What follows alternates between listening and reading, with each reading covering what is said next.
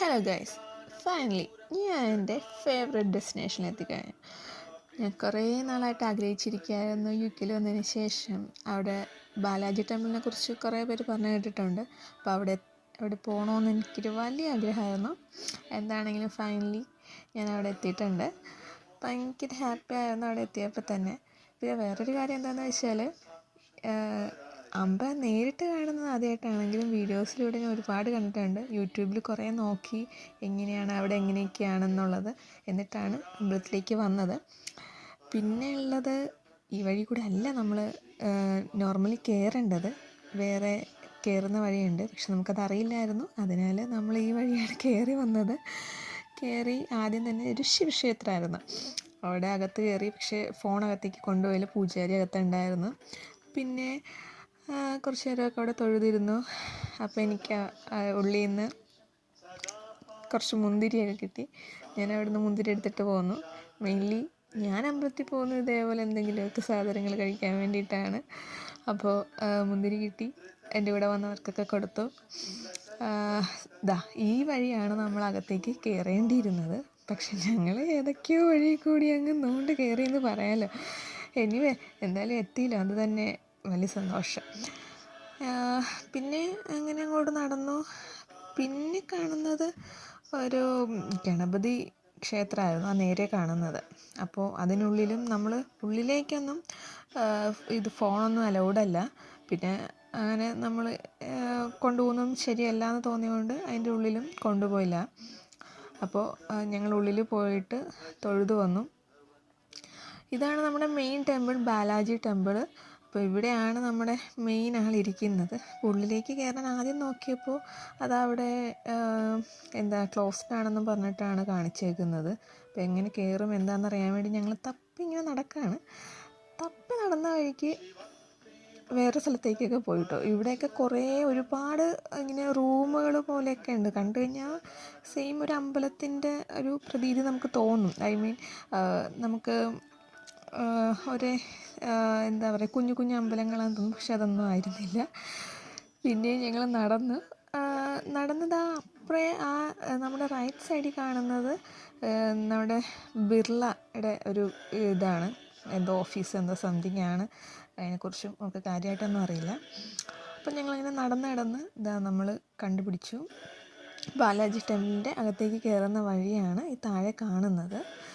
എനിക്കൊന്ന് മേളിൽ കൂടി കയറാമായിരിക്കും, പക്ഷേ അത് ക്ലോസ്ഡ് ആയിരുന്നു. അപ്പോൾ ഇനി എന്തെങ്കിലും ഉത്സവത്തിന് അങ്ങനെ എന്തെങ്കിലും ആയിരിക്കണം അത് അവർ ഓപ്പൺ ആക്കുന്നത്. എന്താണെങ്കിലും നമ്മൾ ഉള്ളിൽ കയറിയിട്ടുണ്ട്. ഉള്ളിൽ കയറി അവിടെ കയറുന്ന വഴിക്ക് തന്നെ ചെരുപ്പുകളൊക്കെ ഊരിയിടാം.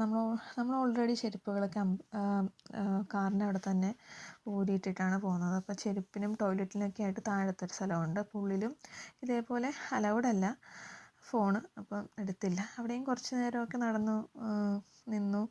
അങ്ങനെ പുറത്തേക്ക് ഇറങ്ങി. സത്യത്തിൽ നല്ലൊരു അന്തരീക്ഷം തന്നെയായിരുന്നു. മഴയും ഒന്നുമില്ല, വെയിലായിരുന്നു. പുറത്ത് അവിടുത്തെ തന്നെ കുറേ ബ്രിട്ടീഷ് കുട്ടികളൊക്കെ ഇരിക്കുന്നുണ്ടായിരുന്നു. സംഭവം എന്താണെന്നൊന്നും എനിക്ക് മനസ്സിലായില്ല. കുറേ പേരെ ഞാൻ ടോയ്ലറ്റിൽ പോകുന്ന വഴിക്ക് കുറേ കുട്ടികൾ ചന്ദനക്കുറിയൊക്കെ തൊട്ട് നടക്കുന്നുണ്ടായിരുന്നു. പക്ഷേ എന്താ സംഭവം മനസ്സിലായില്ല, ചോദിച്ചുമില്ല എന്താണെന്നുള്ളത്. പിന്നെ അന്നദാനപ്പുര കണ്ടു. അപ്പോൾ അങ്ങോട്ട് പോയെന്നാൽ എന്താണ്, നമ്മൾ ഓൾറെഡി ബുക്ക് ചെയ്തിട്ട് വേണോ പോവാൻ, അതോ വേറെ എന്തെങ്കിലും ഉണ്ടോ എങ്ങനെയാണെന്നൊന്നും അറിയില്ല. അപ്പോൾ ഞങ്ങൾ കുറച്ച് നേരം നടക്കാമല്ലോ, അതിൻ്റെ ഷൂ ഒക്കെ ഇട്ടിട്ട് വന്നിട്ട് പിന്നെ അങ്ങോട്ടേക്ക് പോകാം എന്നുള്ള ഇതിൽ ഞങ്ങൾ നിൽക്കുകയാണ്. സോ ഞങ്ങൾ വീണ്ടും കുറച്ച് നേരം അമ്പലത്തിന് ചുറ്റിനുമൊക്കെ നടന്നു. അങ്ങനെ അമ്പലത്തിന് ചുറ്റിനും നടന്നപ്പോൾ നമ്മുടെ വിഷ്ണു ശയനത്തിൽ കിടക്കുന്ന ഒരു ഇതുണ്ട്. പക്ഷെ നമ്മുടെ നാട്ടിൽ കിട്ടുന്ന അത്ര ഫീലൊന്നും ഇല്ല കേട്ടോ.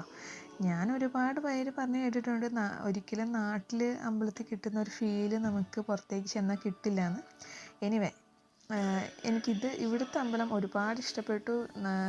നല്ലൊരു ശാന്തമായ അന്തരീക്ഷം, നല്ലൊരു പോസിറ്റീവ് എനർജിയൊക്കെ കിട്ടി.